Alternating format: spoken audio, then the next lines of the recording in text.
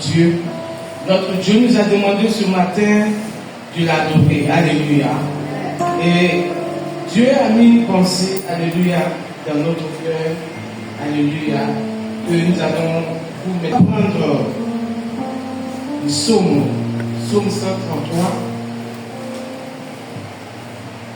Psaume 133. Alléluia. Je vais demander à quelqu'un de lire Psaume 133. Une autre personne va préparer Jean 4, verset 24. Une autre personne va préparer encore Nombre 12, verset 1. Psaume chapitre 133. Cantique des décrets de David. Voici, oh, qu'il est agréable et qu'il est doux pour des frères de demeurer ensemble. C'est comme l'huile précieuse qui, répandue sur la tête, descend sur la barbe d'Aaron, qui descend sur le bord de ses vêtements. C'est comme la rosée d'Hermon, qui descend sur les montagnes de Sion. Car c'est là que l'Éternel envoie la bénédiction. C'est là que l'Éternel envoie la bénédiction. La vie pour l'éternité. La vie pour l'éternité. Alléluia. Jean 4, verset 24. Jean chapitre 4, verset 24. Dieu est esprit.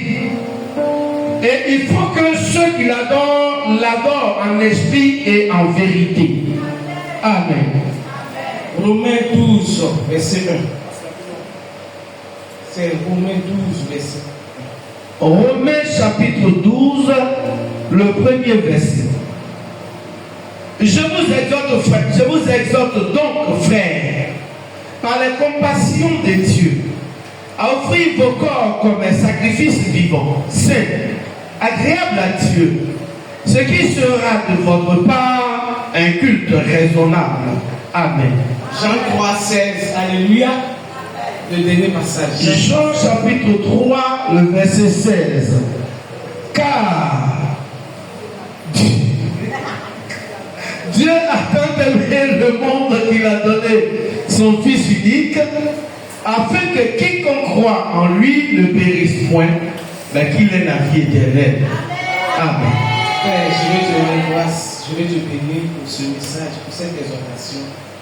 Bénis-nous, fais-nous du bien, conduis-nous, dirige-nous. Permets que tout ce que nous allons dire, Seigneur, vienne de toi, et fasse du bien à nos âmes. Et que ce qui ne vient pas de toi se taise. Saint-Esprit, prends contrôle maintenant de ce moment et glorifie ton Seigneur dans nos vies, ce matin, au nom de Jésus. Amen. Et que Dieu, que le Seigneur te bénisse. Amen. Alors, mon exhortation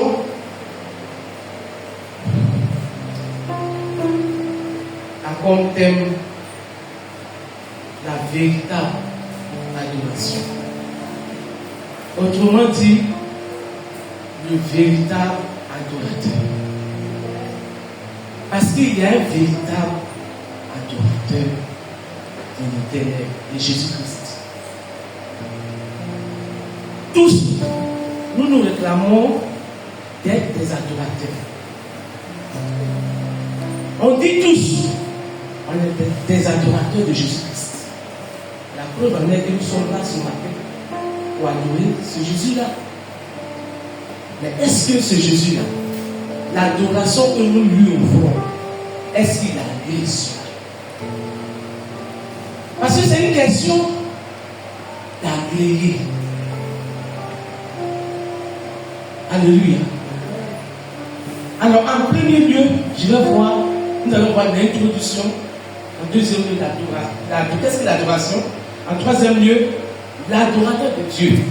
En quatrième lieu, qui est le vrai adorateur? En cinquième lieu, qui est le véritable adorateur? Et dernier, la conclusion. Donc, comme je disais, on se réclame tous d'être des adorateurs. Mais est-ce que le Seigneur Jésus-Christ m'a agréé? Est-ce qu'il a agréé mon adoration?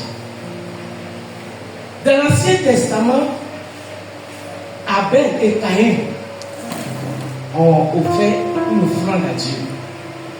Mais le Seigneur a agréé pour Abel. Il n'a pas agréé pour Caïn. Alléluia. Caïn a offert un sacrifice. Alléluia. Voilà pourquoi le Seigneur a agréé lui son offrande.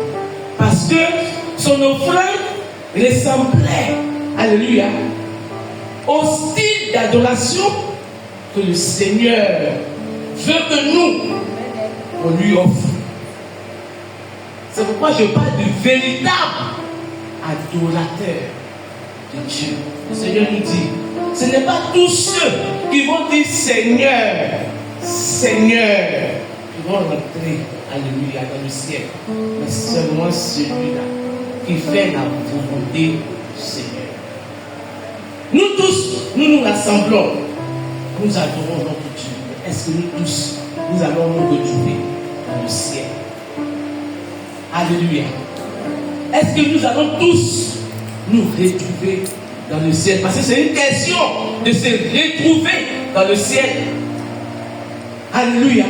On ne va pas tous aller ensemble. D'abord, on est que chacun meurt à son temps, on enterre, il s'en va. Chacun meurt en son temps, on enterre, il s'en va. Alléluia.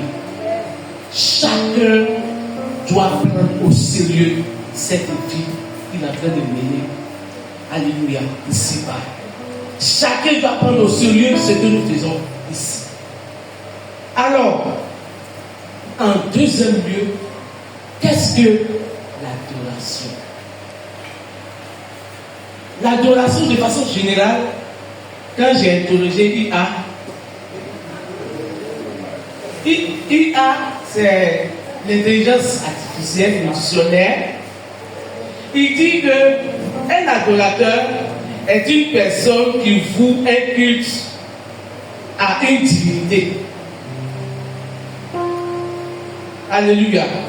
Dans le sens religieux, notez bien, un adorateur est une personne qui honore une divinité par des rituels, des prières et un culte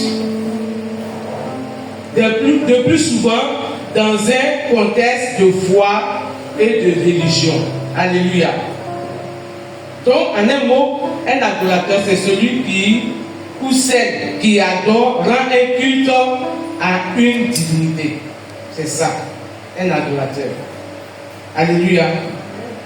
Au sens un peu approfondi, on dit c'est une personne qui vénère et accomplit des cérémonies religieuses en l'honneur ou d'un objet particulier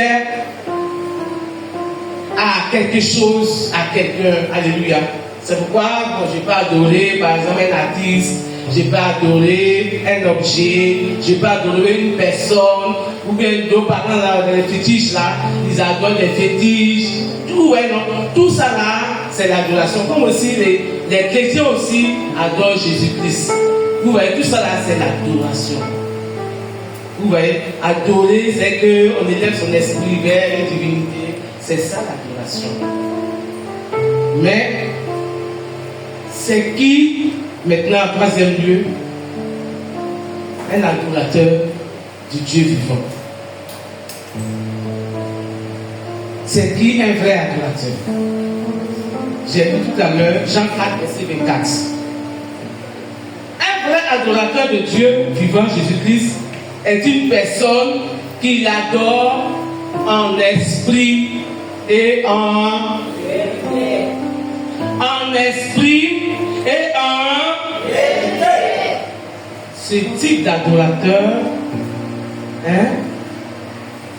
reconnaît sa faiblesse et sa dépendance à Dieu, le loue pour son amour et son sacrifice, et le cherche à vivre selon ses enseignements et ses commandements. Alléluia.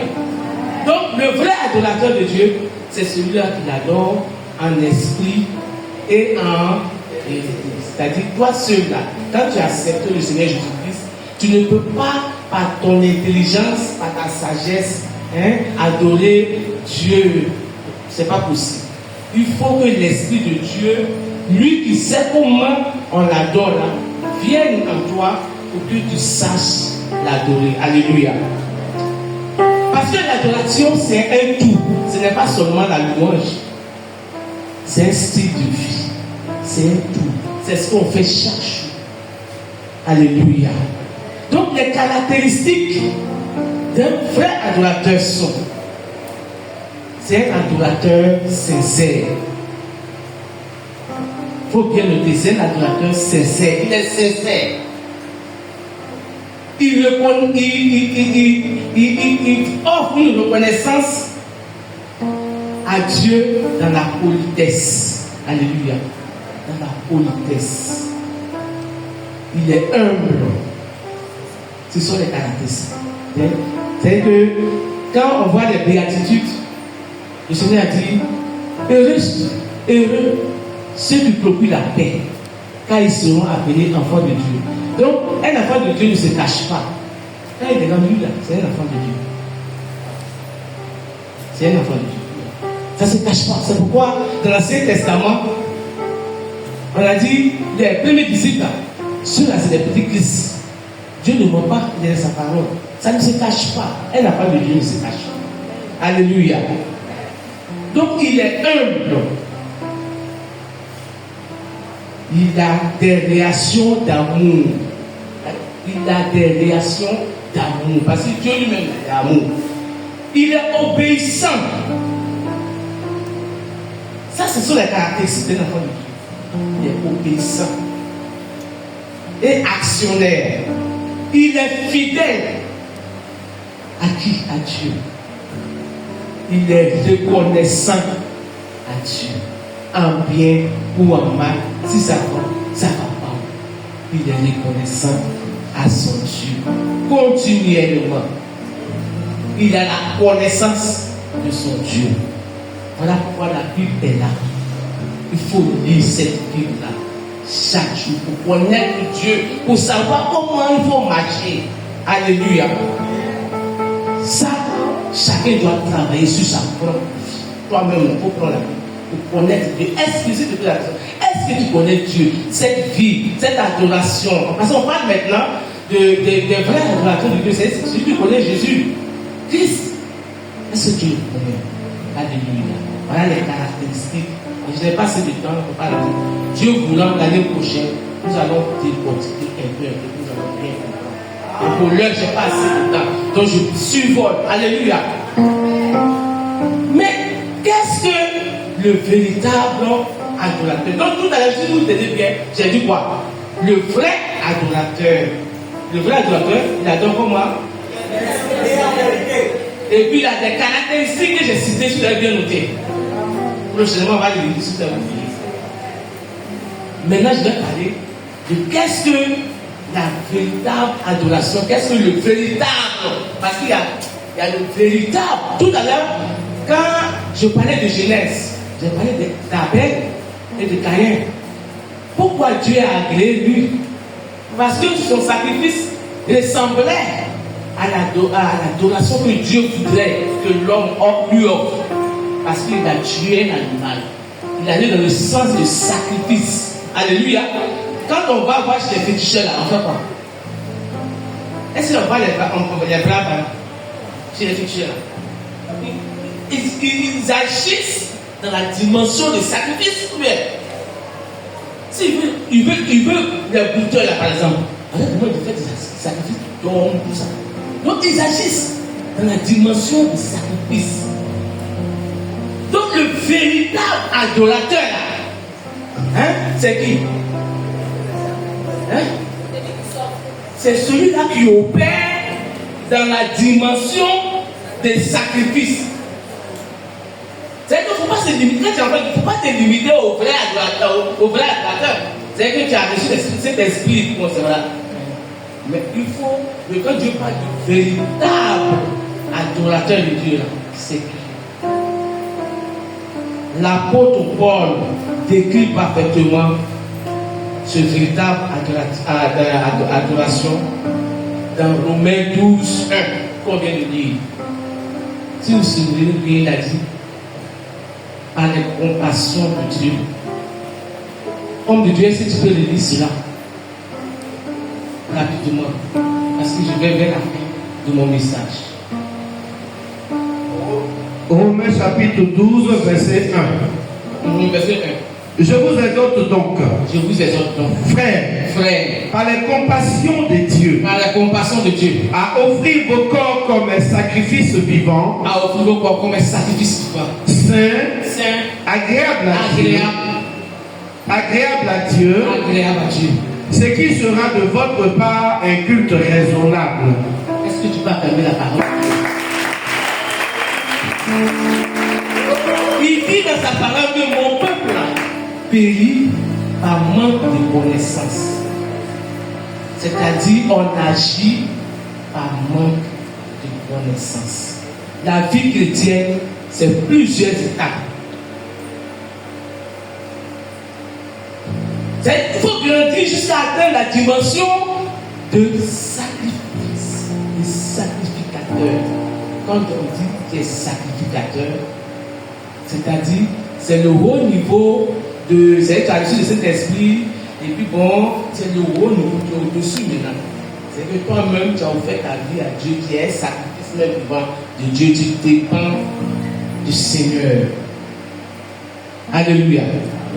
Donc, ce passage contient tous les éléments de la véritable adoration et commence par sa motivation, les compassions de Dieu qui sont infinies. Il nous a donné ce que nous méritons par un amour éternel, une grâce infinie, le Saint-Esprit, la paix éternelle. Alléluia. Tu es venu à Dieu là, il t'a donné, ou bien il doit te donner toutes ces choses qu'il vient de citer. Il doit te donner la joie éternelle, il doit te donner la foi, il t'a sauvé, le réconfort, il t'a donné le réconfort, il t'a donné la force, il t'a donné la sagesse, l'espérance, la patience, la bonté, l'honneur, la gloire, la justice, la sécurité, la vie éternelle, le pardon, la réconciliation, la justification, la sanctification, la liberté, alléluia, l'intercession et bien plus encore la connaissance et la compréhension de ces dons merveilleux qui nous poussent à le louer, à lui rendre grâce, alléluia, à lui rendre grâce, à l'adorer, alléluia. Donc Dieu nous a donné toutes ces choses-là. Ce passage-là décrit encore la manière dont nous devons adorer Dieu. Alléluia. En offrant en sacrifice notre corps comme un être vivant à Dieu. Saint et agréable. Alléluia. Il dit de chercher la paix avec tous et la sanctification sans laquelle nul ne verra Dieu. Lorsqu'on adore Dieu, on doit le voir. Alléluia. Mais on doit le voir comment? Dieu ne peut pas se révéler à nous comme ça. Dieu se révèle à nous dans la sainteté. Alléluia. C'est pourquoi il nous demande de le connaître. Alléluia. Il faut lui offrir notre corps. Alléluia. Alléluia. Comme un sacrifice vivant. Donc, en conclusion, un véritable adorateur de Dieu, c'est celui-là qui est renouvelé par un renouvellement de l'intelligence. Alléluia. Qui est transformé et qui a les caractéristiques de Christ, ayant en lui les fruits de l'esprit. Qui opère dans la dimension de sacrifice. C'est celui-là le véritable adorateur de Dieu. Ce matin, j'ai fini mon message.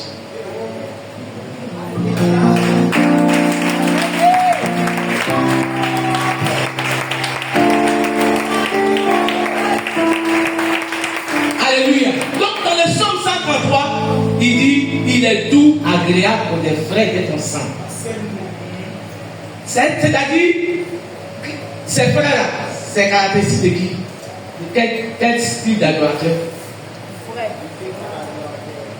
Véritable adorateur de Dieu. Donc, lorsque les véritables adorateurs de Dieu sont réunis là, ils opèrent dans le sacrifice là, ils sont remplis de l'Esprit de Dieu là, ils sont transformés là, ils ne vivent plus dans le péché là, ils se pardonnent là, ils s'aiment là, ils opèrent dans cette dimension là. Qu'est-ce qui se passe? Hein? Tu vas te tenir debout, alléluia. Qu'est-ce qui se passe? Tiens-toi debout. Qu'est-ce qui se passe? C'est là que l'Éternel envoie la bénédiction et la vie pour l'éternité.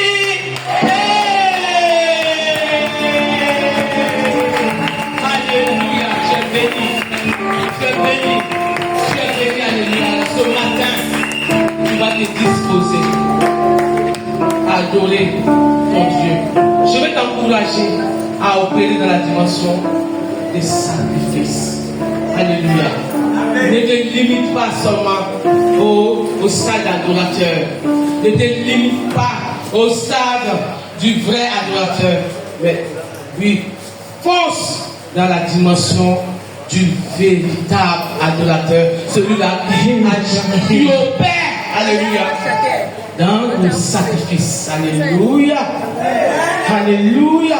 Parce que Jésus-Christ lui-même s'est donné pour nous. Lui-même s'est offert un sacrifice pour nous.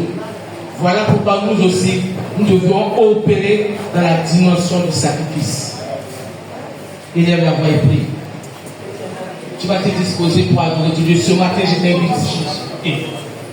Peu importe la dimension dans laquelle tu te trouves, ce matin, tu vas parler à ton Dieu, tu vas dire à Dieu que cette adoration m'amène à un autre niveau. Que cette nouvelle année, j'atteigne une autre dimension. Alléluia. Alléluia. Lève ta voix, parle à ton Dieu. Commence à adorer ton Dieu. Commence à dire merci à ton Dieu. Commence à dire merci à ton Dieu. Commence à dire merci à ton Dieu. Commence à dire merci à ton Dieu ce matin. Je t'invite ce matin à adorer ce Dieu-là. Ce vrai Dieu-là. Je t'invite ce matin à toucher ton Dieu. À ne pas aller sortir d'ici dès que tu es réveillé. Adore ce Dieu-là d'un cœur sincère. Dépose tes bagages. Dépose tes soucis. Dépose tes humiliations. Dépose ta peine. Nous allons maintenant entrer dans l'adoration de notre Dieu. Demande pardon à ton Dieu. Là où tu dois demander pardon, là où tu as manqué. Parce que ce Dieu-là, c'est un Dieu saint. Est-ce que tu le connais? Alléluia. Bonne adoration à tous.